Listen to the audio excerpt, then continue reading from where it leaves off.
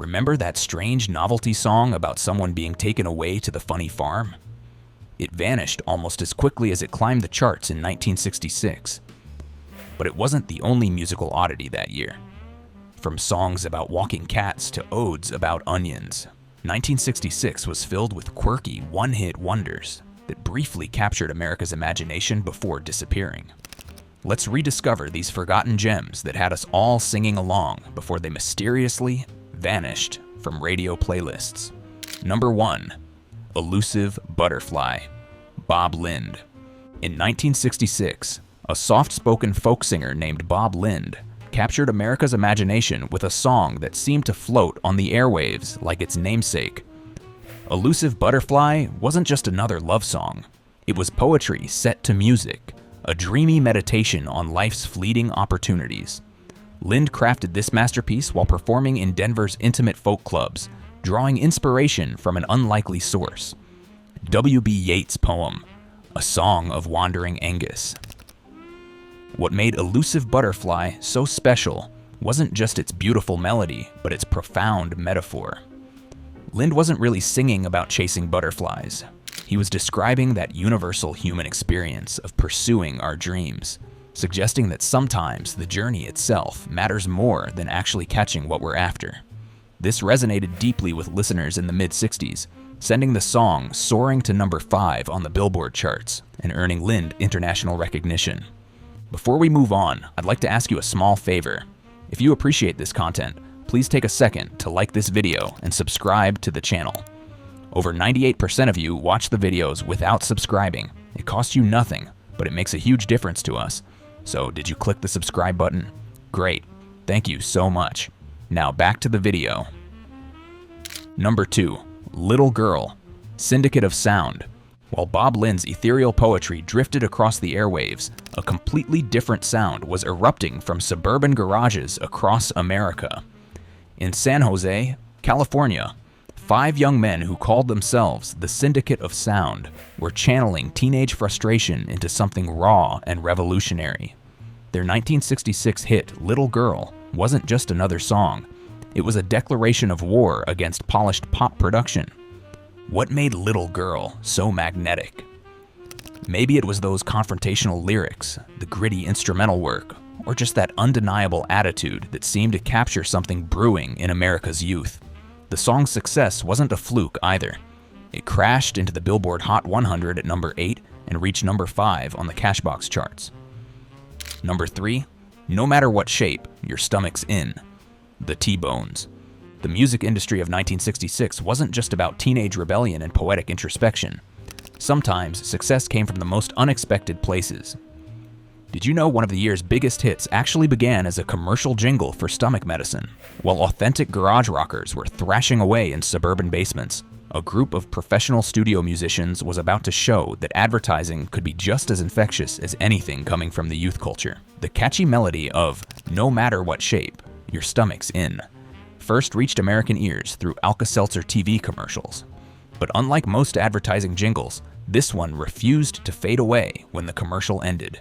The studio executives at Liberty Records recognized its potential and recruited some of Los Angeles' finest session musicians, the legendary Wrecking Crew, to transform it into a full instrumental track. Number 4, Dirty Water, The Standells. If jingles about antacids could top the charts, what about songs that actually insulted their subject matter? In 1966, Dirty Water gave us the most unexpected civic anthem in history, a song celebrating Boston's pollution and crime that Bostonians would proudly embrace for generations. The irony is perfect. The Standells, a garage rock band from Los Angeles who had never lived in Boston, created what would become the city's unofficial anthem. Their producer, Ed Cobb, wrote the song after being mugged during a visit to Boston, an experience that inspired him to capture the city's grittier elements rather than its historical landmarks. The song didn't pull any punches. It directly referenced the notoriously polluted Charles River, Boston's curfew for women, and even the infamous Boston Strangler who terrorized the city. Yet somehow, this unflattering portrait resonated with Bostonians, who embraced its honest portrayal of their beloved but imperfect home. Number 5. They're coming to take me away. Ha ha! Napoleon 14th. From celebrating a city's flaws to celebrating psychosis, while the Standals gave Boston a gritty anthem, Napoleon XV offered America something even more disturbing in 1966. Jerry Samuels, taking on the persona of Napoleon XIV, created a song that simulated a mental breakdown using only the most minimal instruments: a snare, drum, and tambourine. The result was, "They're coming to take me away, ha ha!" A bizarre novelty hit where Samuels manipulated recording speeds to create those unforgettable high-pitched vocals that mimicked a mind unraveling. What many listeners missed was the song's true subject. While most assumed it depicted a man driven mad by a lost love, Samuels actually wrote about someone losing his mind after his dog ran away. This uncomfortable blend of comedy and mental illness somehow resonated with Americans, propelling the song to number 3 on the Billboard charts. The track, which borrowed its melody from the Scottish tune "The Campbell Are Coming," captured the nation's peculiar fascination with the macabre. Number 6. Psychotic Reaction. Count 5. While mental health novelty faded into controversy, a group of high school students in San Jose was turning psychological terminology into something electrifying. Did you know that one of the most influential garage rock songs of the 1960s was inspired by a health class lecture? Count 5, a band of teenagers with a passion for music, created Psychotic Reaction after rhythm guitarist John Byrne sat through a lesson about psychosis and neurosis.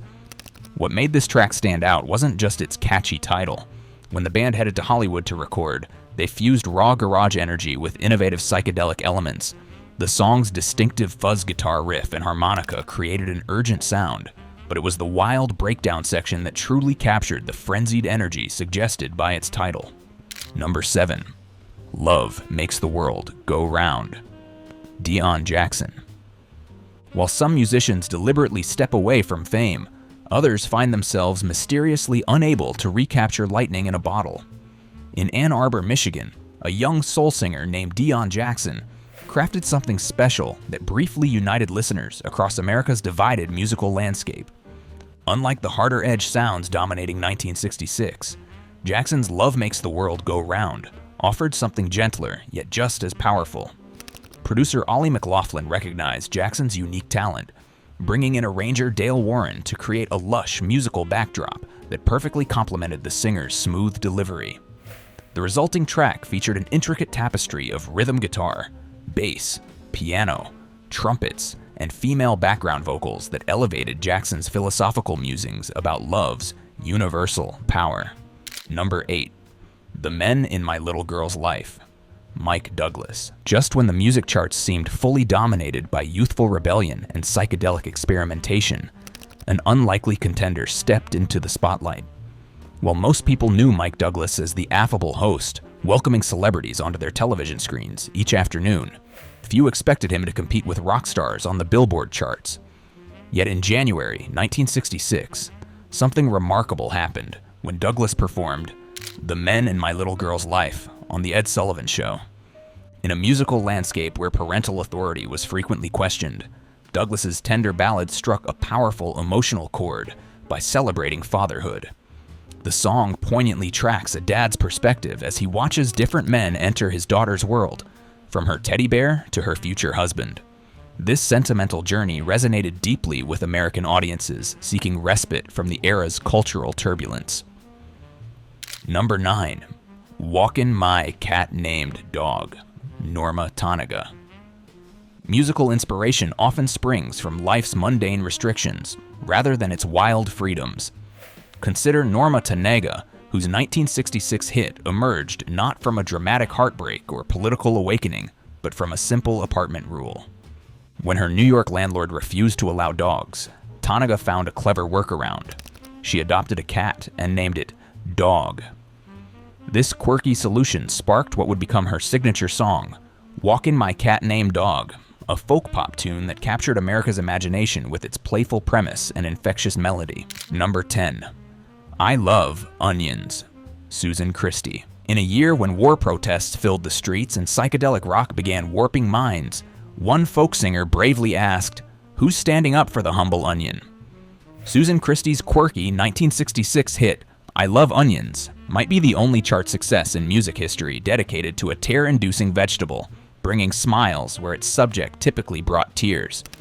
Christie's novelty song was a breath of fresh air, literally and figuratively, amidst the increasingly serious music landscape.